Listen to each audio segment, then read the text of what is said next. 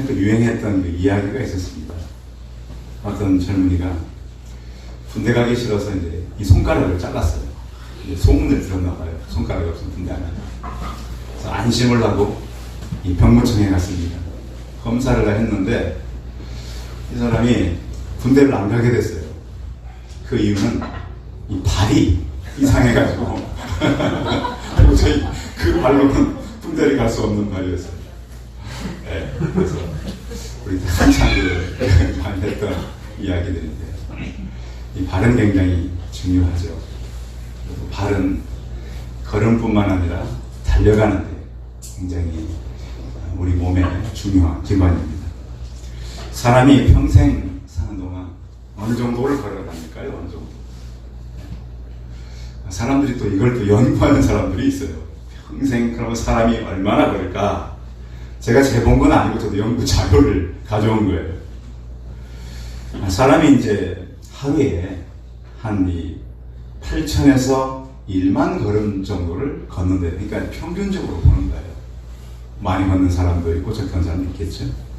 보폭을 한 30cm로 했을 때 사람의 평균 수명을 이제 요즘에는 이제 80세가 훨씬 넘고 그게 잡잖아요. 그래서 평균적으로 잡았을 때 한 8만에서 12만 킬로를 사람이 걷는다고 해요. 많이 걷는 거죠. 근데 지구가 둘레가 약 4만 킬로예요. 지구 둘레가. 그러니까 사람이 평생 살면서 지구를 3바퀴 이상을 다 이렇게 도는 거죠.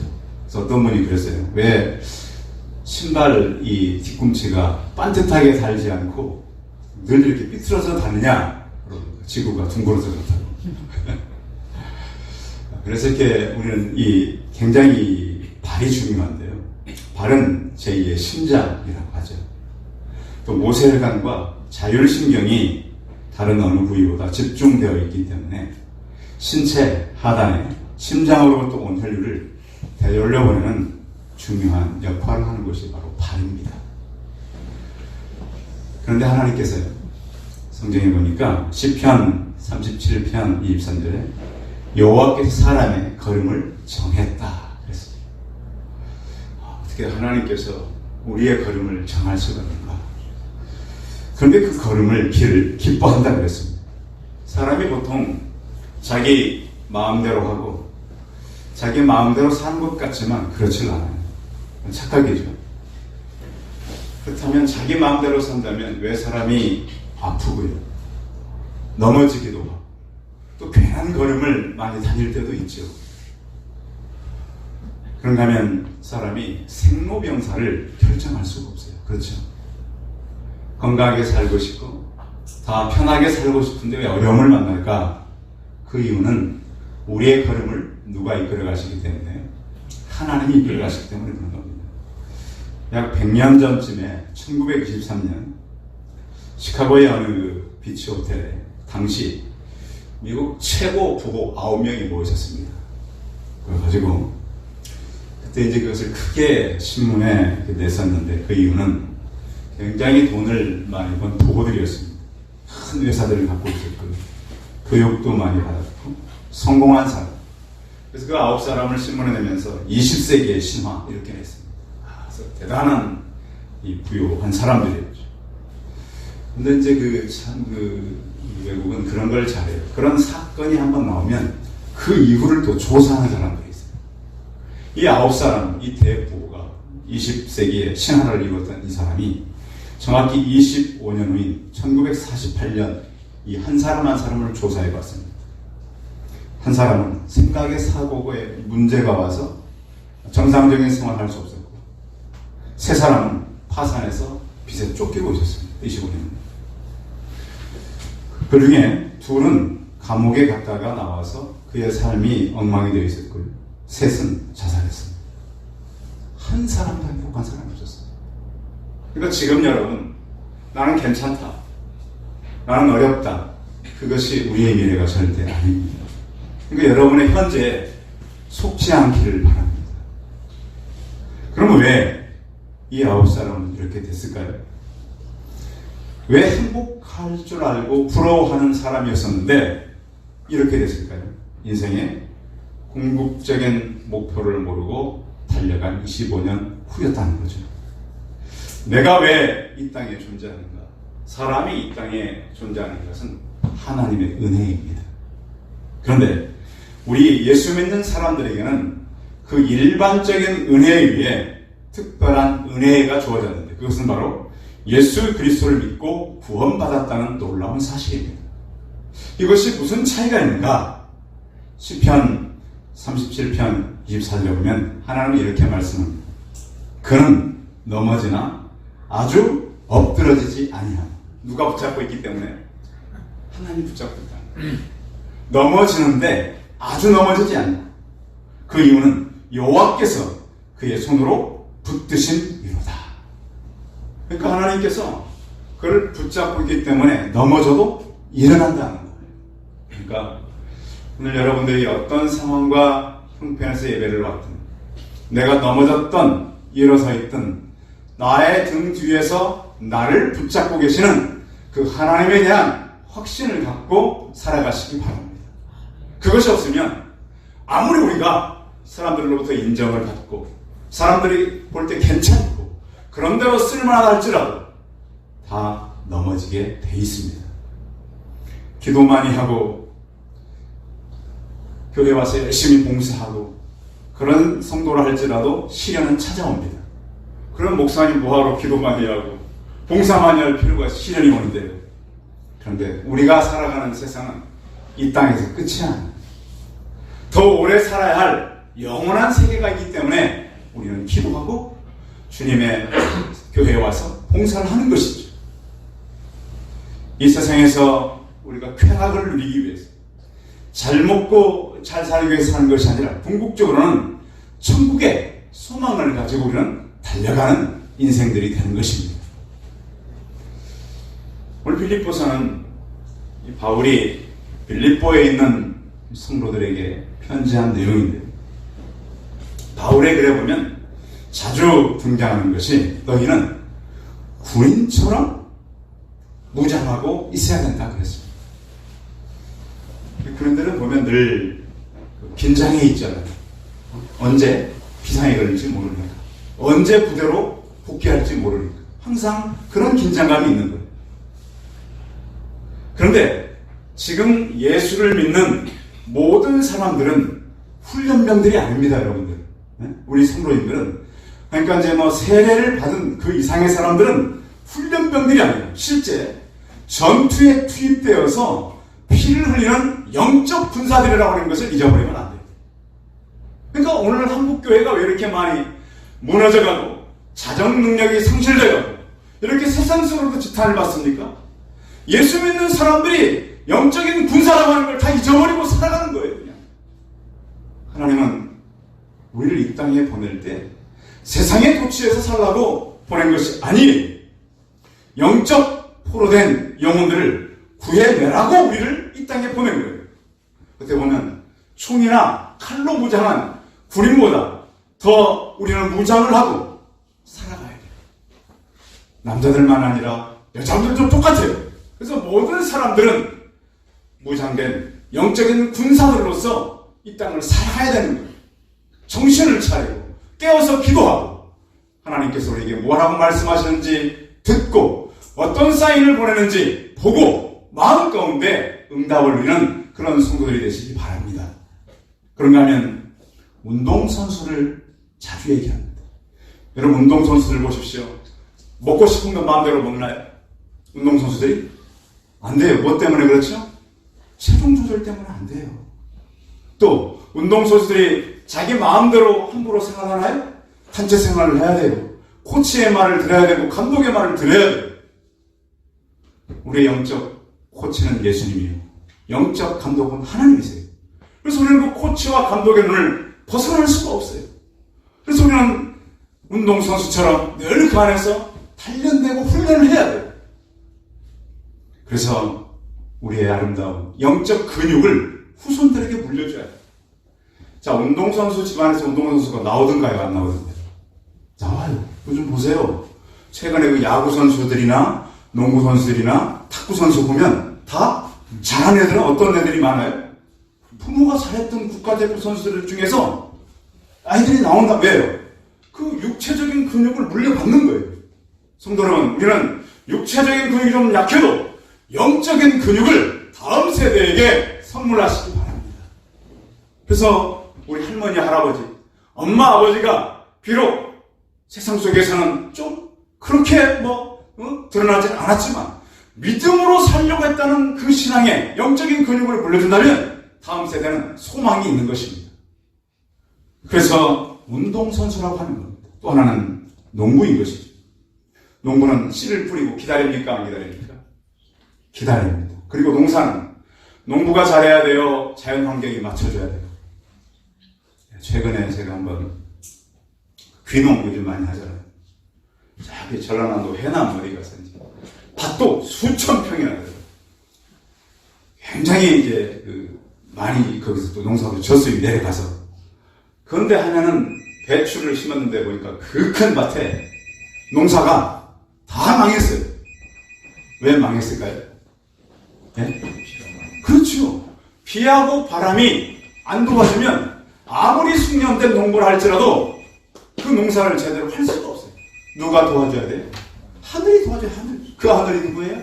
하나님이에요. 비가 내리고 바람이 불고 기후가 바뀌는 것은 누가 하는 거예요? 하나님이 하고. 최근에 강원도 축제들이 지금 다 연기되잖아요. 원래 계획은 다 언제 하는 거예요? 이미 다 시작돼서 한참 해야 하는 거예요. 근데 해요 못해요? 기후가 누구 마음대로 해요? 하나님이 하시는 거예요. 물론 사람들이 어떤 일산화탄소를 많이 환경적인 문제도 많이 있어요. 그런데 모든 것을 주관하시는 분은 바로 하나님이세요. 그래서 우리는 성경에 말씀하시는 운동선수처럼, 군인처럼, 농부처럼 살아가면서 우리가 그렇게 살아가야 되는데 그럼 어떻게 살아가야 되는가? 톨스토이가 썼던 그 단편 선집인데요. 사람은 무엇으로 사는가 하는 그 책이 있어요. 많이 읽어보셨죠?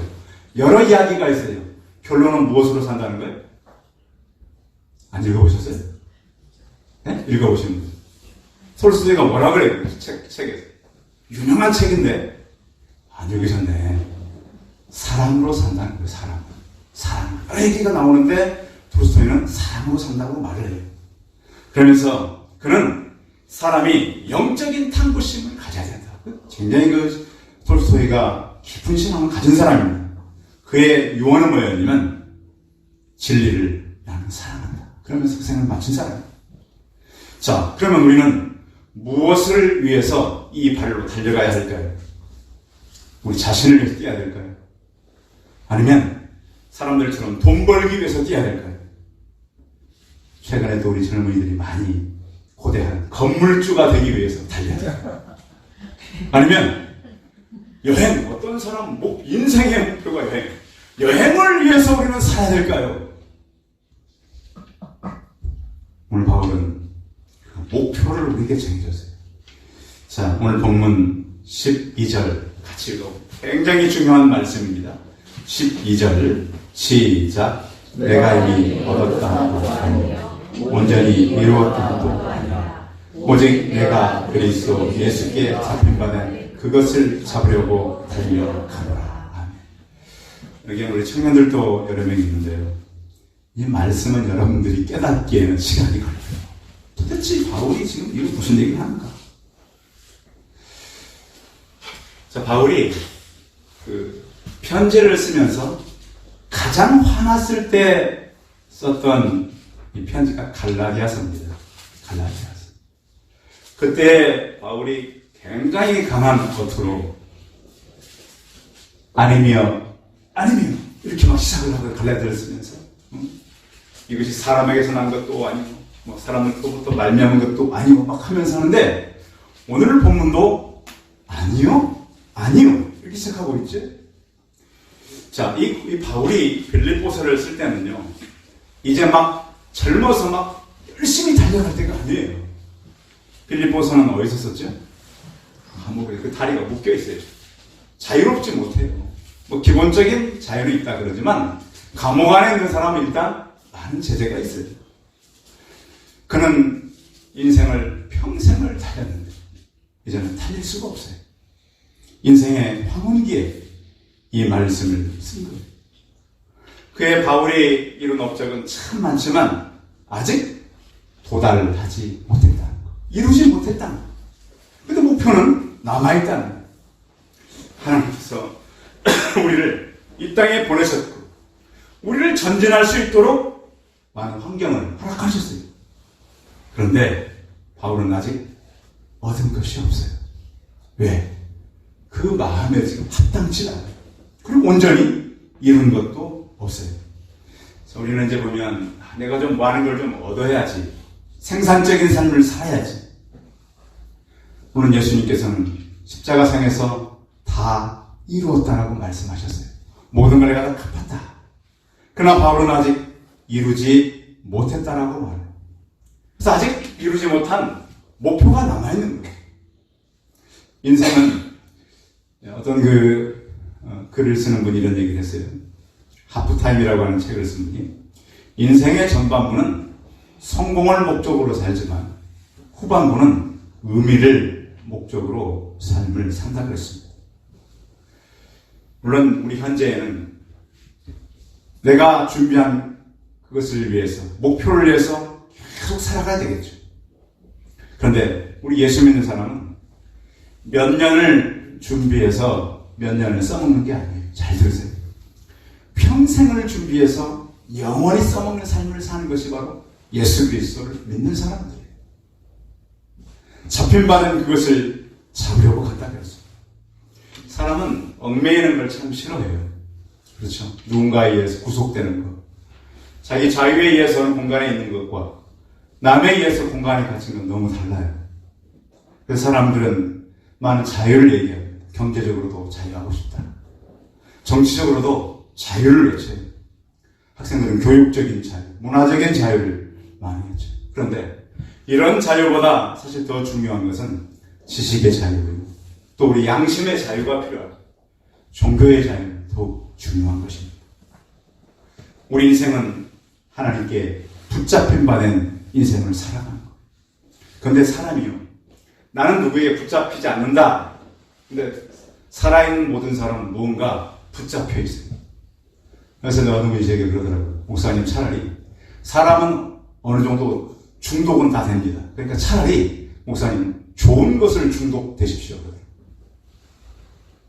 나는 아닌데 어떤 사람은 돈의 중독에 사로잡혀 있고요. 어떤 사람은 강한 육신의 욕망에 사로잡혀 있고 어떤 사람은 술이 그를 이끌어가고 어떤 사람은 약물이 그를 이끌어가고 그러니까 우리는 그것에 이끌리지 않고 오직 나의 목표가 되는 예수 그리스도께 붙잡힌 바 되어서 달려가시기 바랍니다. 한번 따라해서 나의 인생의 목표는 예수 그리스도이다. 가르쳐 드렸습니다. 내 인생의 목표가 무엇이라고요? 예수 그리스도. 그 안에 다 있어요. 너무 짧게 설명을 해서 여러분들 얼른 이해를 못하는데 그 안에 다 있어요. 그 그리스도 안에 영원한 것도 부유하고 우리 삶도 다 들어있어요. 그 안에 다 포함되어 있어요. 그래서 바울이 가장 많이 썼던 단어는 예수 그리스도 안에서라는 단어예요. 그 안으로 들어가시면 모든 것이 들어있습니다. 우리 인생의 목표는 예수 그리스도가 되어야 합니다. 두 번째 목표 13절 읽어봅니다. 시작. 형제들아, 나는 아직 내가 잡은 줄로 여기지 않으며 오직 한 일, 즉 뒤에 있는 것을 잊어버리고 앞에 있는 것을 잡으려고. 자, 바울은 굉장히 부지런히 뛰었어요. 잘 달렸어요. 우리 예수 믿는 사람들은 인생을 방황하는 방랑자가 아니에요. 그 목적이 분명한 여행자예요. 자, 여행자는 행선지와 목적지가 분명해요. 그렇죠? 여행을 가게 되면 우리 목적지는 하나님 나라예요. 그래서 그런데 우리는 지금 진행 중에 있어요. 목적지에 다 다다른 게 아니에요. 잡지 못하고 아직 미완성해서 계속 가고 있는 거예요. 그래서 바울은 잡힌 바 된 그것을 위해서 가는데 뒤에 있는 것을 잊어버리고 간다. 그랬어요. 어떻게 보면 굉장히 바울의 자세는 수동적이고 소극적인 것 같지만 그렇지는 않아요. 뒤에 있는 것을 잊어버렸다고 하는 것은 믿음의 사람들은 앞의 것을 보고 가는 것이지 지나간 것에 연연해서는 안 된다는 거예요. 하나님께서는 우리에게 뒤에 있는 것을 연연하는 걸 기뻐하지 않으세요. 앞에 있는 것을 향해서 달려가는 거예요. 우리를 묶는 것이 뭐죠? 혹시 여러분들 죄의식 갖고 살아가세요? 사람이 죄의식이 없을 수는 없겠죠. 과거에 지었던 죄들이 누구나 있으니. 그러나 우리가 죄의식에 붙잡힌 바 되어 사는 것은 죄입니다. 내 죄의 문제를 누가 해결하셨어요?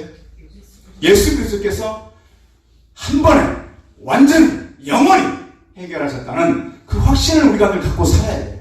죄의 문제가 돼. 어떤 그 죄의식이 오게 돼요. 또 하나는 우리 과거의 잘못된 실패를 되씹으면 안 돼요. 내가 그때 이렇게 했어야 되는데 지나간 것 그게 소용이 있어요? 없어요? 아무 소용이 없어요. 열등의식과 좌절감만 계속 갖다 줘요. 또 어떤 사람들은 자기가 살아온 걸 위해서 내가 왜 그렇게 완전하게 못하나? 내가 그때 제대로 못하나? 여러분 집에서 혹시 가족들 혼내시는 분들 계시죠? 혼나시는 분들 계시고 나는 완벽하라고 그러는데 가장 불안한 사람은 바로 그 사람이에요. 사람은 완전할 수가 없어요. 그런데 사도 바울은 뒤에 있는 것을 잊어버리고 앞에 있는 것을 향해서 나간다 그랬어요.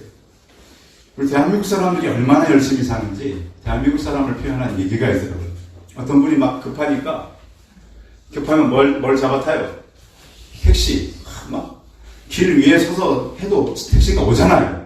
길 밑에 내려가서 막 잡아타고 막 가고 있었어요. 가다 보니까 내가 지금 어딜 가지? 그 생각나는 거예요, 가다가. 그래서 앞에 있는 운전수 물어봤어요. 아니, 기사 선생님, 내가 탈 때 어디 간다고 탔어요? 물어보니까 기사 잠깐 보더니 아니, 언제 타셨어요? 아니, 택시가 지금 가고 있는데 운전하는 분도 누굴 태우고 가는지 탄 사람은 어디를 가는지 그게 지금 대한민국이라는 거예요, 여러분. 지금 우리가 엄청난 속도로 막 달리고 있죠. 어제도 우리 신방 갔다 오는데 갈 때는 그런 대로 괜찮았는데 올 때는 좀 밀리더라고요. 사람들이 뭐 이렇게 밖에 많이 나오는지 몰라. 다른 사람은 저한테 그러겠죠? 이렇게 바쁘게 사람들하고 대한민국은 대단한 나라. 이렇게 다니고 급하게. 그런데 문제는 사람들이 그런 얘기 많이 하잖아요. 속도보다는 뭐가 중요하다? 방향이 중요하다. 많이 들으셨죠? 예. 속도도 중요하지만 방향이 중요해요. 근데 말은 있어요. 근데 중요한 방향은 있어요, 없어요, 지금 사람들이? 방향이 없어요, 지금. 그 말은 있어요. 저도 많이 들었어요. 근데 문제는 정확한 방향을 제시하는 사람들이 많지 않아요. 우리의 목표는 누구라고요? 예수 그리스도. 그 방향. 그게 우리의 정확한 타겟이에요. 그걸 놓고 우리는 정확히 그를 보며 달려가는 거예요. 근데 어떻게 달려가야 되느냐? 자, 오늘 14절입니다. 14절. 시작. 표대를 하여 그리스도 예수 안에서 하나님이 위에서 부르신 부름의 상을 위하여 달려가노라. 아멘. 표대는 십자가입니다. 십자가의 표대를 앞에 예수 그리스도죠. 그를 본받아 우리가 죽기까지 우리가 낮아져. 예수님께서 고난에 참여한 것처럼 고난에도 참여한 자가 부활에도 참여할 수가 있는 것입니다. 요즘에 보면 성공하는 걸 사람들이 참 좋아. 그래서 사람들이 교회도요, 성공한 교회, 잘 되어 있는 교회, 이런 데를 찾아가서 편승하는 사람들이 참 많습니다. 그러니까 우리 같은 교회는 쉽지가 않죠. 그러나 중요한 것은 우리가 헌신하고 희생하지 않은 데서는 절대 열매를 거둘 수가 없어요. 근데 요즘에 사람들은 자꾸 헌신하지 않고 희생하지 않고 열매는 자꾸 거둘라 그래요. 그러니까 열매가 없는 것이죠. 성도 여러분, 힘들어도 주님의 고난에 동참하시기 바랍니다. 부름의 상을 위해서 바울은 달려간다고 하는데요. 이 말이 쉬운 것 같지만 좀 어려운 부분이 있어요. 자, 앞부분에서 바울은 뒤에 있는 걸 잃어버리고 앞으로 간다고 했어요. 관심은 오직 뒤가 아니라 앞이에요. 그런데 앞으로를 위해서 달려가는데 어디에서 부르신 부름의 상을 위하여 달려간다고요? 성경에 보세요. 어디에서 부르신? 위에서 불렀어요. 그러니까 위에서 불렀다고 하는 것은 무슨 의미냐면 출발할 때 불렀어요. 그렇죠? 바울이 다메섹 도상에서 예수를 만날 때 부르신 거잖아요. 그런데 위에서 부르신 하나님께서 계속 지금도 부르시고 언제까지 부르시는가? 오랜 지점까지 부르신다는 거. 그러니까 이 부르심은 시작부터 끝까지 계속 이어지는 부르심이에요. 그 상을 위해서 달려간다는 거예요. 삶 전체를 감싸는 사건이 부르심이에요. 이 삶은 끊임없이 앞으로 움직이는 부르심입니다. 한평생 하나님은 예수 그리스도의 이름을 운반하는 그릇으로 바울을 택했어요. 그래서 바울은 내가 택한 그릇이라고 그러잖아요. 우리도 마찬가지죠. 우리 모두도 예수 그리스도를 이 땅에 보낸 그릇으로 부르신 거예요. 그래서 우리를 부르심의 상으로 하나님께서 인도할 거예요. 부르심의 상, 어떤 사람은 상 받기 위해서 달려간다고 그러는데 사실은 그리스도와 함께하는 그 고린 지점까지 가는 것이 바로 부르심의 상을 얻는 거예요. 성도 여러분, 흔들리지 않고 우리는 그 하나님께서 예비한 그 천국을 위해서 달려가는 것입니다. 1968년 10월 20일 멕시코 올림픽 경기장에서 있던 일입니다. 이 올림픽의 마지막 이 경기가 뭐죠? 올림픽의 마지막 경기. 그렇죠. 마라톤. 마라톤 구간이 몇 킬로죠? 예? 42.195km. 이제 전쟁의 그 얘기 아시죠? 승리의 거리가 42.195 이렇게 해서 시작된 건데 올림픽의 가장 꽃은 마라톤이죠. 그래서 이 경기에 이 선수들이 많이 참여했었는데요. 근데 이 선수들이 물론 잘 뛰는 선수도 있지만 특히 이제 그달 컨디션이 안 좋거나 해서 못 뛰는 선수도 있잖아요. 그래서 첫 번째 이 금메달 선수가 들어오고 계속 선수가 들어오는데 그 관중들이 포기하지 않고 계속 기다리는 거예요. 왜? 이 마라톤은 그 엄청난 구간 아닙니까? 아주 그 목숨을 거의 걸고 뛰는 구간인데. 그래서 막 중간에 선수들이 들어오고 이제 마지막 한 선수가 경찰의 호의를 받으면서 겨우겨우 막 절뚝거리며 들어오는 거예요. 이 선수가 누군가? 아프리카 탄자니아 선수예요. 몇 번 넘어지고 겨우겨우 일어서가고 마지막 그 들어오면 또 한 바퀴를 돌잖아요. 절뚝거리면서 한 바퀴를 돌아서. 그러니까 이 관중들의 박수는 금메달 딴 선수가 더 크게 박수를 막 치는 거예요. 누군가가 이 탄자니아 선수 와쿠아리라고 하는 선수 물어봅니다. 왜 그렇게 포기하지 않고 당신 몸이 이적이 되도록 뛰었습니까? 선수가 이렇게 말해서 내 조국, 내 나라는 나를 경주를 출발하라고 보낸 것이 아니야. 7,000마일의 먼 곳에서 나를 보낼 때는 경주를 끝까지 마치라고 보낸 것이. 그래서 뛴 겁니다. 성도 여러분, 인생은 장거리 경주입니다. 끝까지 뛰셔야 합니다. 그런데 홀로 뛰는 것이 아니라 주님께서 우리를 시작할 때도 불러주고 마칠 때도 하나님께서 계속 우리를 부르시고 계시고 과정 속에서도 부르시고 계시는 거예요. 그 하나님이 우리와 동행하는 거예요. 그분의 말씀을 따라서 그분의 목표를 바라보고 우리는 달려가는 것입니다. 사람은요, 사람의 한계 상황은 거의 비슷하대요. 이렇게. 체력의 어떤 한계 상황. 그런데 체력이 다 사람이 떨어져도 그 육체의 어떤 한계 상황은 비슷하지만 예수 믿는 사람과 믿지 않는 사람의 차이점이 뭐냐면 예수 믿는 사람은 끝까지 주님을 향한 그 한 걸음을 내딛는다는 그 차이. 다 쓰러지고 다 넘어지는데 하나님을 섬기는 사람은 그 한 걸음을 내딜 수 있는 용기가 있다는 거예요. 우리에게 필요한 것은 포기하지 않고 그 한 걸음을 내딛는 겁니다. 어느 인디언 마을에서 사람이 죽으면 떠났다고 하지 않고요. 그분이 도착하셨습니다. 이렇게 말한다. 죽음은 영혼의 출구예요. 우리 모두는 달려가는 인생이에요. 우리 모두는 천국까지 도착해야 돼요. 오늘 바울은 감옥에 있었지만 정말 자기가 열심히 뛰고 싶었지만 뛸 수 없는 그 상황 속에서 빌립보 교회 성도를 향해서 예수 그리스도를 목표로 달리십시오. 과거를 잊고 뛰십시오. 흔들리지 말고 미래를 향하여서 부름의 상을 내서 달리라고 부탁하고 있습니다. 그 부탁이 저와 우리 성도들의 가슴 속에 깊게 남길 바랍니다. 기도하겠습니다. 살아계신 하나님, 1년을 시작하고 두 번째 주일을 저희가 맞습니다.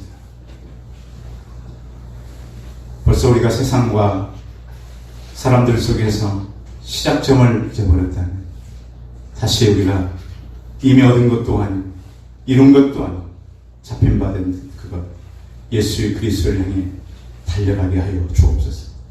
뒤에 있는 것 잊어버리고 부름의 상을 위해서 달려갈 수 있도록 주님 우리에게 힘과 능력을 더하시고 천국에 이르는 그 시간까지 한 걸음만 더 움직이는 우리 모두가 되게 하여 주옵소서. 주 예수 그리스도의 이름으로 기도하였습니다.